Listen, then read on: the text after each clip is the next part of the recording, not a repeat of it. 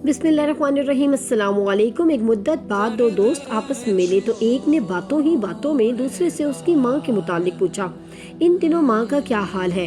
वो बोला कि आज माँ का जन्मदिन है, मैं सुबह सुबह उनसे मिलने गया था, अभी ओल्ड होम से ही आ रहा हूँ, सब ठीक है दोस्त। फिर अचानक से उसे ख्याल आया कि उसे भी इखलाकन उससे उसकी माँ के बारे में पूछना चाहिए।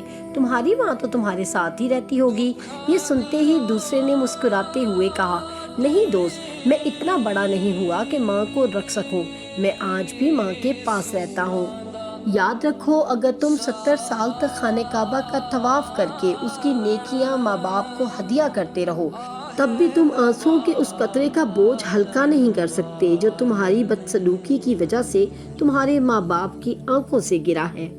क्योंकि अल्लाह तबारक ताला ने तुम पर माओं की नाफरमानी और बदसलूकी को हराम कर दिया है।